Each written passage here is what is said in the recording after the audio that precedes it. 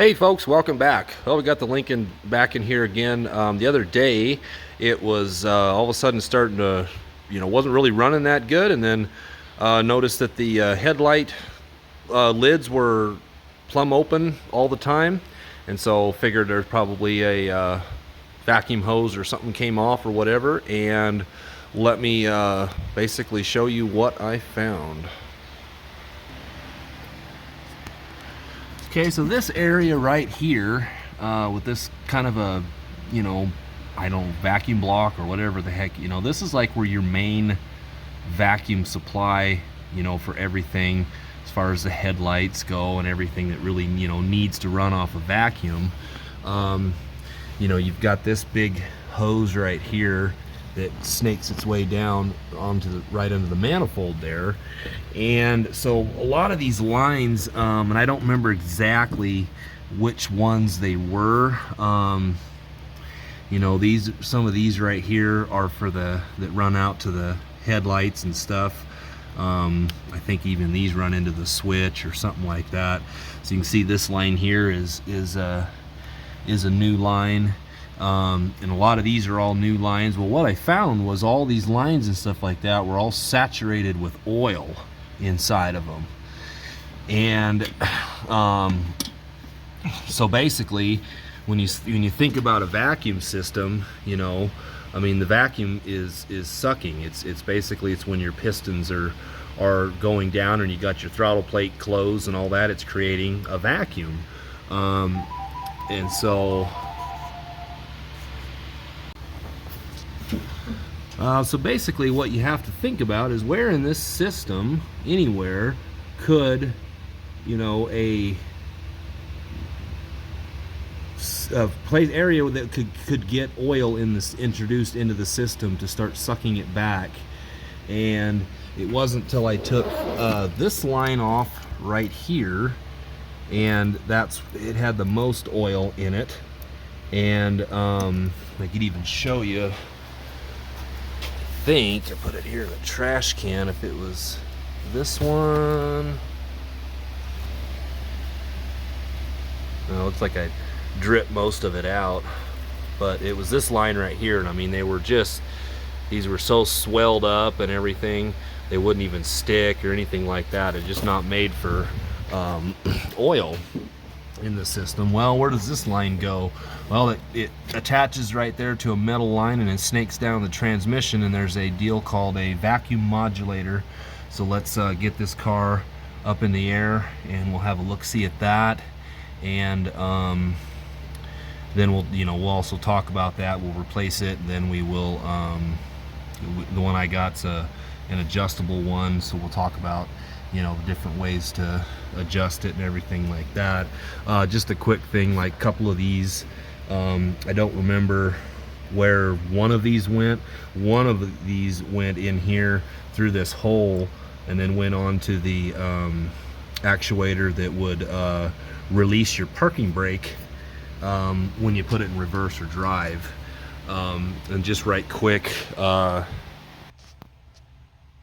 so that is the actuator that would operate the parking brake. But if you do happen to that system not working or whatever, you can reach down and grab a hold of this lever, and that'll release your parking brake. Let's see if I can do it. I'll probably hit my. There we go. Yeah. So, anyways, yeah. But obviously, as an example, a diaphragm like that, there's not going to be no oil in that particular deal. No way to get it in there, so that's not where you'd want to trace to. How come I thought about the vacuum modulator in the first place? Was it's about the only thing I can think of at the moment at the top of my head that would be able to get oil introduced into the vacuum system. Alright, so we come over the transmission here on the passenger side. This is that vacuum modulator right here. So this is that steel line, and there's the hose. You could see the one we were playing with right there. It runs down this steel line right here, and then it goes into rubber right here. You can see it's oil soaked.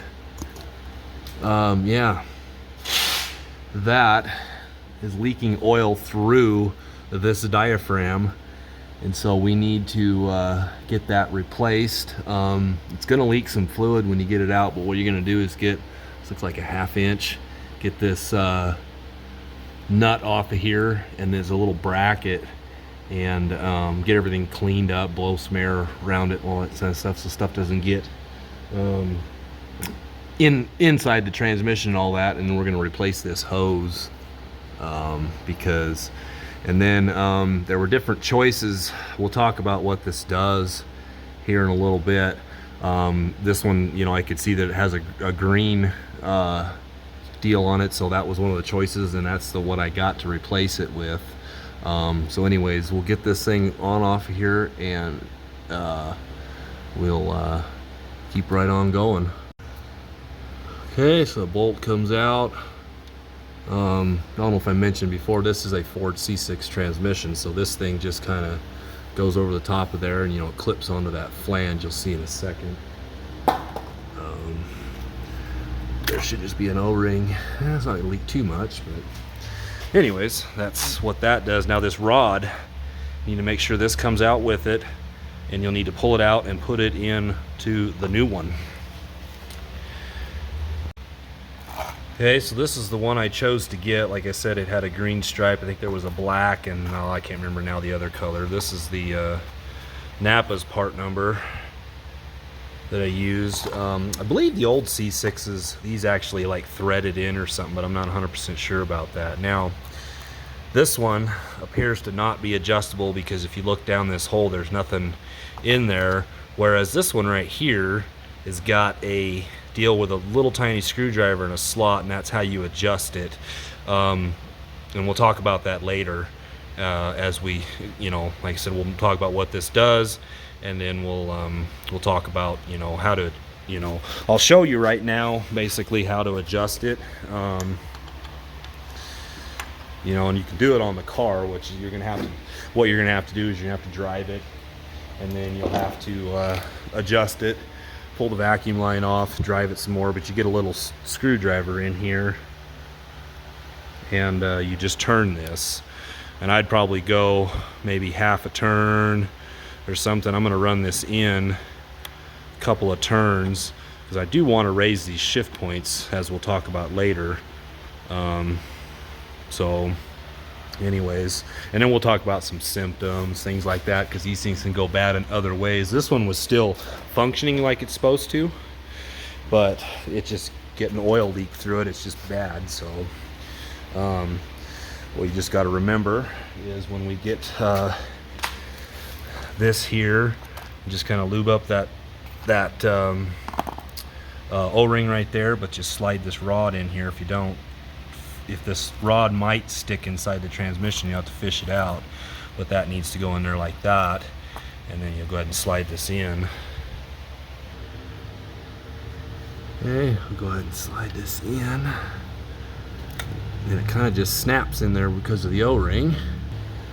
And you'll take your bracket, slide it over that little flange, and then it'll well, it's not going to stay. I'm going to need two hands to get this deal started, or at least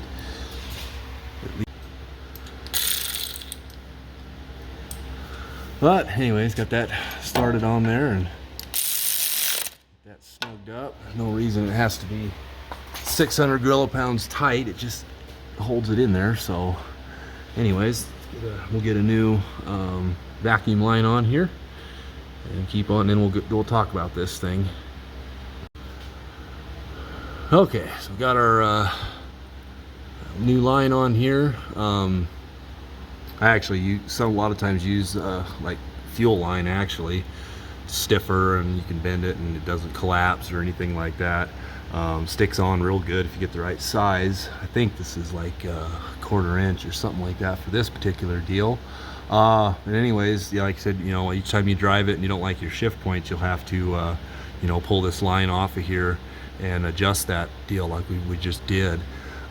Clockwise raises your shift points RPM wise, and you know, we'll also talk about what this thing does as far as vacuum goes too. So Okay, one thing I just forgot to mention is before I put this, when I cut the old hose off of there, I disconnected the line up there and just sprayed some brake clean and blew some air through this line right here to just kind of clean it.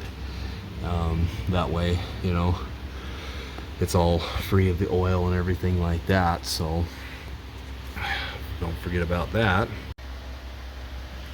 All right, so let's just talk about what this thing does, and maybe even run through some symptoms and things like that. You know, obviously, if you've got oil leaking through it, that's bad. You just need to replace it. Diaphragm or something's, you know, gone wonky in here, and it's just leaking transmission fluid through it. So what this thing does is, you know, it's connected the vacuum right off the manifold. So at light throttle, you know, there's going to be more vacuum applied to this steel, and it changes the shift points. As far as, you know, at light throttle, you're going to have shifting at lower RPMs and whatnot, versus at higher RPMs, or, you know, more wide open throttle, you're going to have shifting at a little bit higher RPMs. Difference between, you know, taking off from a stop and go sign at a really light throttle versus maybe half throttle or 3/4 throttle or something, you know. Obviously you've got things like your mechanical linkage right here for your kick down. So like this right here, you know, when you really step on it, this will kick down the transmission in second gear. But this also, in conjunction with that, it also, you know, it changes the pressures basically in there. Now this one appeared to not be adjustable because there's nothing in here as far as a little set screw that I can, you know, I even put a screwdriver down in there, I couldn't feel nothing or anything like that. So this one was working. It was working. It was doing its job, because I actually unhooked it, capped off the line, and took it out and drove it just out of curiosity. And I mean, we'd get way up in high RPM, and the transmission would even shift until you really just kind of let up off the throttle, and then it would shift over.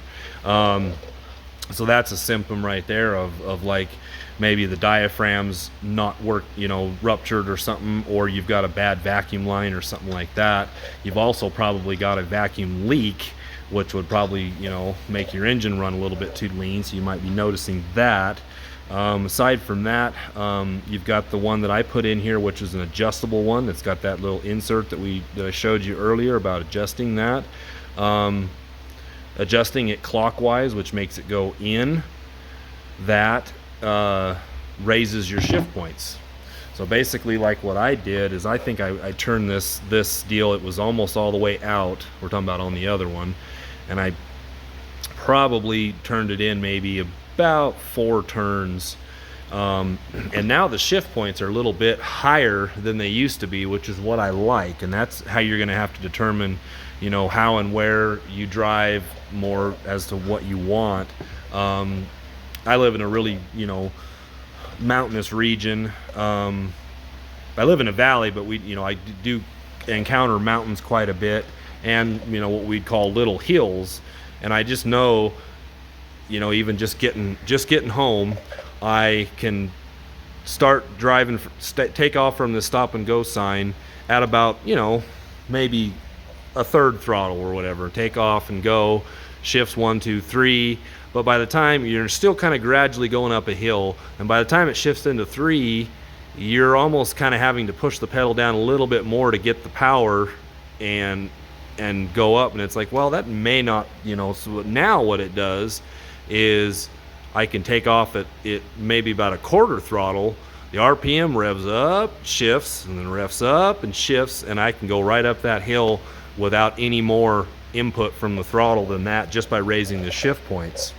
Obviously, you know, you don't want them too high, but, you know, there is a fine line between, you know, you've got torque and horsepower, and there's going to be a torque curve between this RPM and this RPM, and then there's going to be a horsepower curve, you know, between, you're going to get the most between this RPM and this RPM.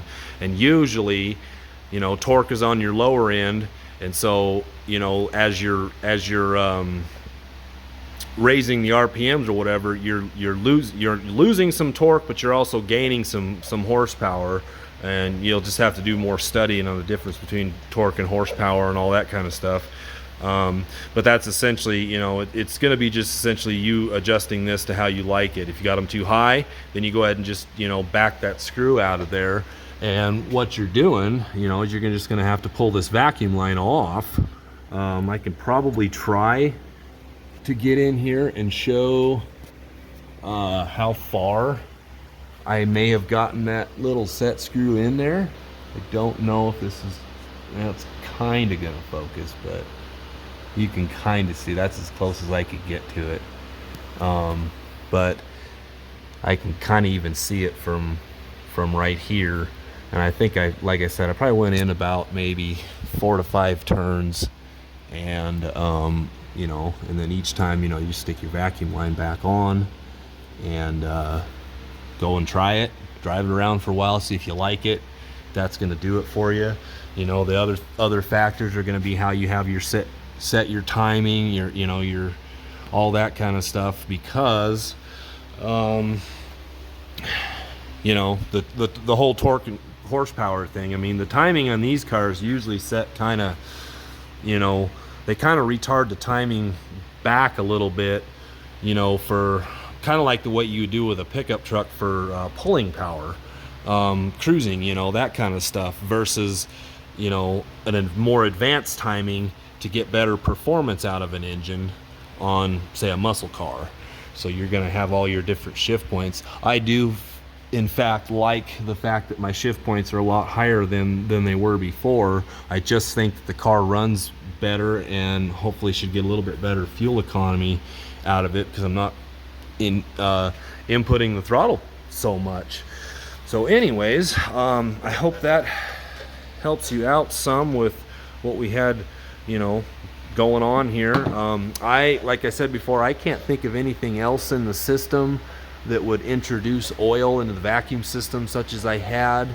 I just can't think of anything else. This is about the only vacuum diaphragm that's connected to something with oil, you know, and there's actually, I think there's even pressure behind. I'm not exactly sure how that works or how much pressure would be on the back of that, but obviously it went bad, leaked oil through it into this vacuum line, and it sucked it all the way up into that vacuum block that we were showing earlier, and got in through some of the rest of this, not really the rest of the system, but at least it saturated those hoses that they basically just slipped off. And that's how I eventually ran across this problem, because like I said, it just started running really bad and the headlight lids would stay open, and so I had a big vacuum leak because all them hoses had come off. So anyways, yeah, like I said, I hope this helps you out some, and anyways, thanks for watching.